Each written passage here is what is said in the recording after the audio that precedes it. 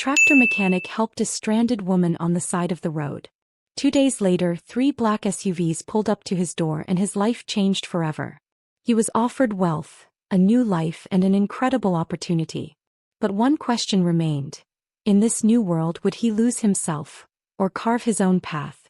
Sam Cohan wasn't the type of guy who expected much out of life. He worked long hours fixing up busted tractors in a small-town repair shop, got paid just enough to keep the lights on, and spent his nights drinking cheap coffee on his porch, watching the stars disappear behind the thick clouds of another brewing storm. Hi everyone, welcome to Emma's Emotion Chronicles. Today I'm excited to share a new story with you. That night though, the storm wasn't just brewing, it had arrived full force. Rain came down in sheets, pounding against the windshield of his beat-up truck as he navigated the slick, muddy roads back home. The wipers struggled to keep up, smearing water across the glass instead of clearing it. It had been a long day, his back ached, and all he wanted was a hot shower and sleep. Then, up ahead he spotted something. A car parked awkwardly on the shoulder, hazard lights blinking against the darkness.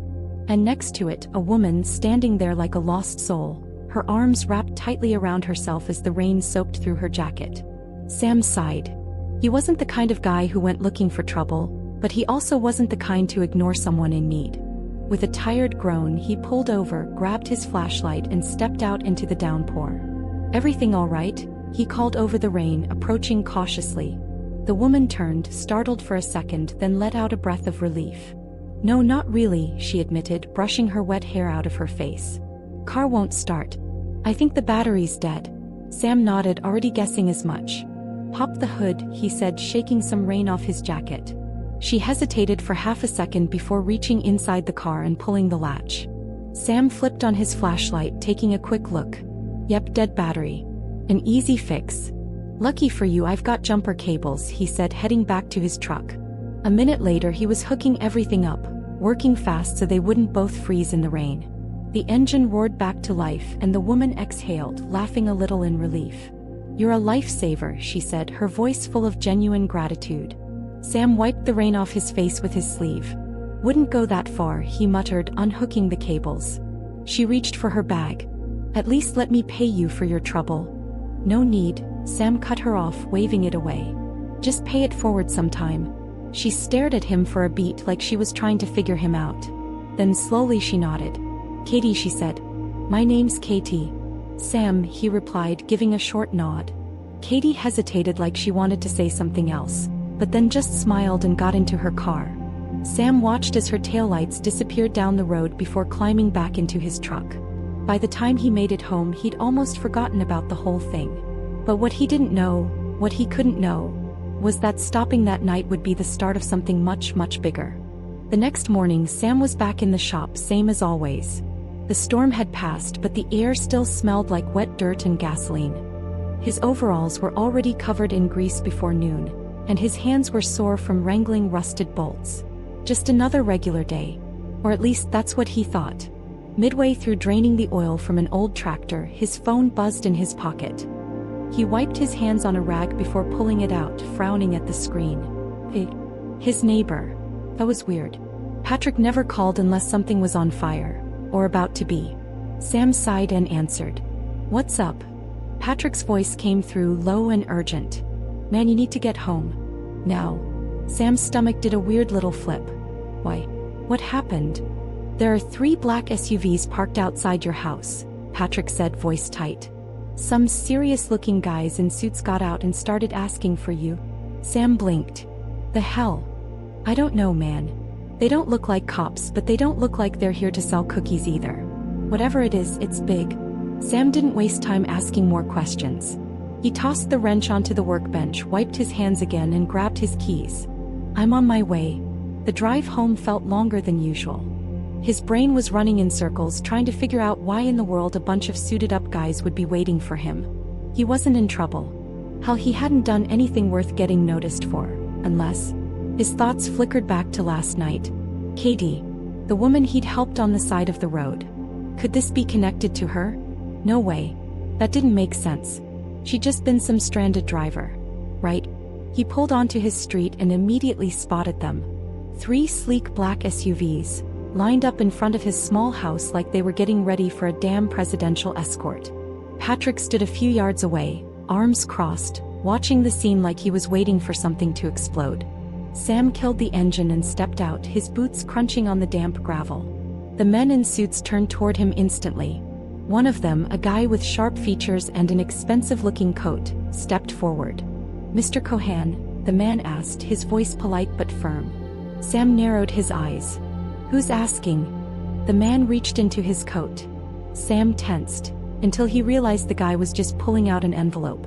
"This is from Miss Sampson," the man said, holding it out. "She'd like you to read it." "Katie." Now Sam was even more confused. He took the envelope, staring at the thick paper in his rough, calloused hands. Slowly he slid his thumb under the flap and pulled out the letter inside. It was handwritten. "Sam, I wanted to thank you properly. Your kindness meant more than you know. If you're willing, I'd like to speak with you in person. Please come with my team. You won't regret it. Katie." Sam read it twice, then looked back up at the man in the suit. "This some kinda joke?" he asked. "No joke, sir. Miss Sampson would like to speak with you. If you'd prefer, we can set up another time."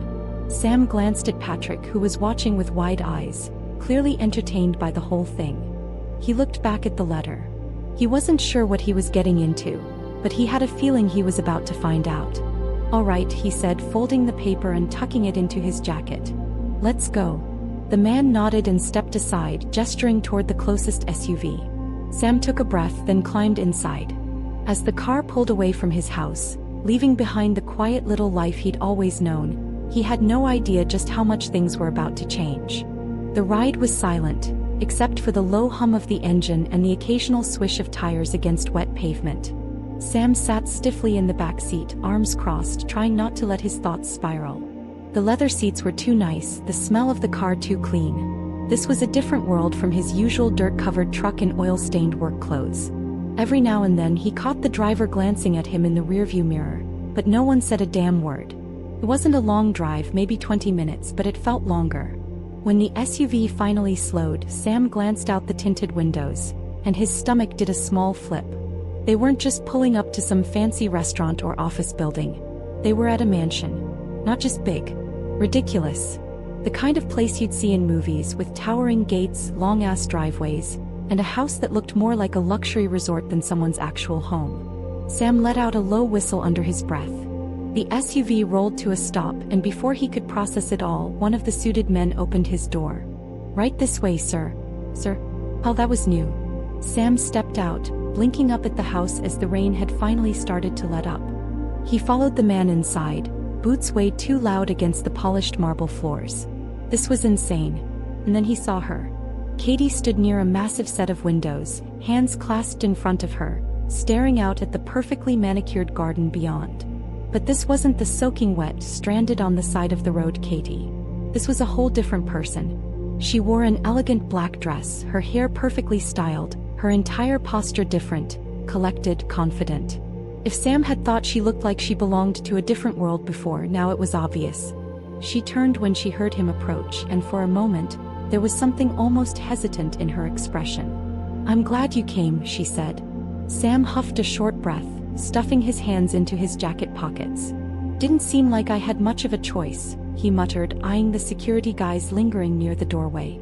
Katie's lips twitched into something that wasn't quite a smile. "Fair enough," she admitted. "But I did mean it when I said I wanted to thank you." Sam nodded, glancing around. "So, I'm guessing you're not just some random woman who happened to break down in the middle of nowhere." She sighed, running a hand over her arm. "No, I'm not." Then she did something unexpected. She gestured for him to sit. Sam hesitated, then took the chair across from her. Katie folded her hands on the table. "My full name is Catherine Sampson. I own Sampson Holdings. We deal in investments, tech, and..." She paused, watching his blank expression before huffing a laugh. "All right, I can already tell you don't care about all that." Sam shrugged. "No offense, but yeah. Ain't exactly my world." She nodded. "That's fair. But the point is, I don't usually meet people who don't know who I am. That night you had no idea. You just stopped to help. No questions, no expectations. That's rare." Sam frowned slightly. "It was just a jump start." He gave him a look. "Maybe to you. But to me, it was a reminder. Sam leaned back slightly. Of what? That people can still be kind. That not everything in my world has to be about business, contracts, and negotiations. That someone could do something for me without expecting anything in return. For the first time, Sam saw something different in her. Beneath the polished, powerful exterior, there was someone tired. Someone who had lived too long in a world where kindness had a price tag. She exhaled, then reached for something on the table. An envelope. She slid it toward him. This is my way of returning the favor. Sam stared at it, not reaching for it. What's in it? He asked cautiously. Katie tilted her head. A fresh start. And just like that, the night he thought he'd forget turned into the moment that could change everything. Sam stared at the envelope sitting on the table between them. It wasn't just a piece of paper. It felt heavier than that. Like if he reached for it, he'd be grabbing hold of something he couldn't turn back from. He exhaled through his nose, leaning back in his chair. Katie, I appreciate all this, but I don't need charity. Katie didn't seem surprised. In fact, she nodded like she had been expecting that response. I figured you'd say that, she said, pushing the envelope an inch closer. But this isn't charity, Sam. It's a thank you. Sam crossed his arms. For what? Jump-starting a car? For reminding me that good people still exist, she replied, her gaze steady. Sam huffed, shaking his head. That ain't worth this. He gestured at the envelope, the mansion, the suited-up guys still standing in the background like they were waiting for a damn movie plot to unfold. Katie studied him for a moment, then sighed. All right. Let's put the money aside for a second. She leaned forward, resting her elbows on the table. I want to offer you something else. A job. Sam raised a brow. A job. She nodded. You're a mechanic. You know your way around machines. I own multiple businesses, and one of them involves maintaining a fleet of high-end vehicles, some agricultural tech, even a few aircraft. I need someone I can trust. Someone who isn't just in it for a paycheck. Sam scoffed lightly. And you think that's me? Katie smirked. You didn't even take the money. I think that says a lot. Sam rubbed his jaw, his mind racing. This wasn't what he expected. He thought this would be a simple thank you, here's some cash, see ya never situation. But a job? That was different. That was permanent. I don't know, he admitted. I ain't exactly got a fancy resume. Just years of getting grease under my nails and fixing busted tractors. Katie shrugged. That's all I need. Someone who knows how to work hard and get things done. Everything else you can learn. Sam glanced at the envelope again. Maybe this wasn't charity. Maybe this was just an opportunity. The kind of thing that didn't come around twice. He exhaled. You got a place for me to stay, or am I supposed to crash in the garage? Katie's lips twitched. You'll have accommodations. Sam tapped his fingers against the table, then finally, he reached for the envelope. He wasn't sure what exactly he was agreeing to, but something told him he was about to find out. The next morning, Sam found himself standing in front of a garage that was bigger than his entire house. And not just any garage. This place looked like something out of a billionaire's dream. The kind of setup only people with way too much money and an obsession with perfection would have. Polished floors, state-of-the-art equipment, and a row of vehicles so sleek they barely looked real. Hell of a place, Sam muttered, running a hand over a workbench that probably cost more than his entire year's salary back at the tractor shop. Glad you think so, Katie's voice came from behind him. She stepped inside, hands in the pockets of her fitted blazer. You'll be spending a lot of time here. Sam turned, raising a brow. And what exactly am I supposed to be doing? Katie smirked. Keeping everything running. She gestured around the space. I have a lot of assets. Vehicles, tech, even some farming equipment on another property. I need someone who can handle maintenance, repairs, and who isn't afraid to get their hands dirty. Sam exhaled. Sounds like you're just fancying up a way to say mechanic. Katie chuckled. Call it what you want. But it comes with benefits. Sam gave her a skeptical look. Like what? For starters, she said, tossing a set of keys at him. He caught them instinctively. You don't have to drive that rusted-out truck anymore. Sam turned the keyring in his hand, his gaze flicking toward the vehicles lined up across the garage. A sleek black Ford Raptor stood out among them. Seriously, he muttered. Katie shrugged. You're gonna be on call. Might as well drive something reliable. Sam shook his head with a chuckle. This was insane. Less than a week ago he'd been patching up old farm equipment in a tiny repair shop, just trying to make ends meet. Now he had a job that paid more than he'd ever made, a garage straight out of a movie, and a truck he'd never be able to afford in his old life. And yet, the weirdest part? It didn't feel wrong. Felt earned. He looked back at Katie. "All right, boss. Where do I start?" She smiled. "That's what I like to hear." A month ago, if someone had told Sam Cohan he'd be working for a billionaire, living in a house that didn't have a leaking roof, and driving a truck that didn't rattle every time he hit a pothole, he would have laughed in their face. Yet here he was, standing on the balcony of a house that wasn't his but felt like it could be. The evening breeze rolled in, carrying the faint scent of rain, but this time, it wasn't drenching him on the side of a muddy road. It was just peaceful. Katie stepped beside him holding 2 beers. She handed him one without a word, leaning against the railing. For a long moment they just stood there, watching the sun dip below the horizon, painting the sky in shades of orange and purple. "You settled in yet?" she asked finally. Sam took a sip before answering. "Still feels weird," he admitted. "Like I stepped into someone else's life." Katie smirked. "You earned it, Sam. You just needed someone to give you a damn chance." He huffed a laugh, shaking his head. "Hell of a way to say thanks for a jump start." Katie chuckled. "Hey, I don't do things halfway." Sam exhaled, staring out at the view. He could leave. He could take the money, pack up, and go back to the quiet, predictable life he knew. Fixing tractors, drinking cheap coffee, and waking up at dawn to scrape by. But the thought didn't sit right. This wasn't charity. This wasn't luck. This was a door that had been opened, and for the first time in his life he wasn't afraid to walk through it. "So," Katie said, tilting her head toward him. "You sticking around?" Sam took another sip, let the weight of the moment settle, then nodded. "Yeah," he said, a small grin pulling at his lips. "I think I am. Love this story. Make sure to hit that like button and subscribe for more incredible stories like this one."